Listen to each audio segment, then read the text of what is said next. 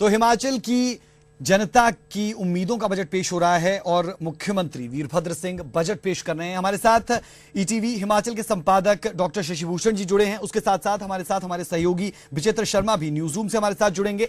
सबसे पहले रुख शिमला का ही करते हैं, जहां से हमारे साथ हमारे संपादक डॉक्टर शशिभूषण जी है। डॉक्टर शशिभूषण जी, बहुत महत्वपूर्ण आज का दिन हिमाचल प्रदेश के लिहाज से बजट पेश हो रहा है और बजट पेश कर रहे हैं सूबे के मुख्यमंत्री वीरभद्र सिंह।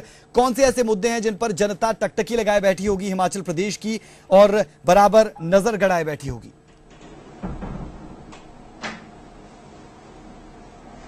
जी राज, जैसे मैंने पहले भी कहा, किसी भी विधानसभा का बजट सत्र सबसे महत्वपूर्ण होता है और बजट सत्र के दौरान जिस दिन बजट पेश होता है वो सबसे महत्वपूर्ण दिन होता है और उस राज्य के लिए और उस राज्य की जनता के लिए वो उत्सव नहीं महोत्सव होता है, क्योंकि सबकी निगाहें बजट की ओर होती हैं, पूरी जनता की निगाहें होती हैं, हर वर्ग की निगाहें उस ओर होती हैं।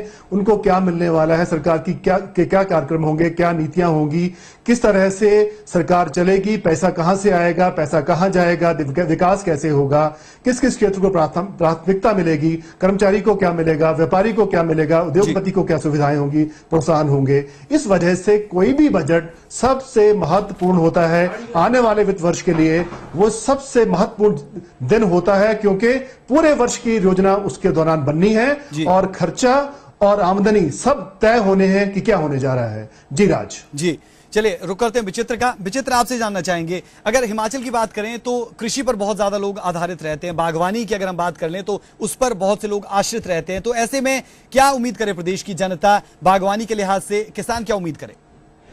देखिए राज, बिल्कुल आपने यहाँ बिल्कुल सही कहा है कि जो प्रदेश है उसकी ज्यादातर जनता जो है वो गांवों में रहती है और गांवों के जो लोग हैं वो कृषि कर रहे हैं और बागवानी पे ही वो निर्भर हैं। तो जहां कृषि की बात की जाए और गांवों की बात, बागवानी की बात की जाए, तो उनको काफी ज्यादा जो है उम्मीदें रहती है कि कुछ ना कुछ जो है प्रदेश की सरकार उन्हें दे, ताकि जो है वो बेमौसमी जो बारिश होती है उससे अपनी फसल को बचाया जा सके, उससे अपनी बागवानी को बचाया जा सके, क्योंकि 80% से ज्यादा जनता जो है वो कृषि और बागवान पर निर्भर है। अगर उनको किसी तरह की राहत नहीं मिलती है अगर सरकार की ओर से, तो उन्हें काफी निराशा हाथ लगती है। और अब की बार की अगर बात करें तो ये जो बेमौसमी जो बरसात हुई है उसमें काफी करोड़ों का नुकसान हुआ है। साथ ही साथ जो है वो किसानों को काफी ज्यादा नुकसान हुआ है।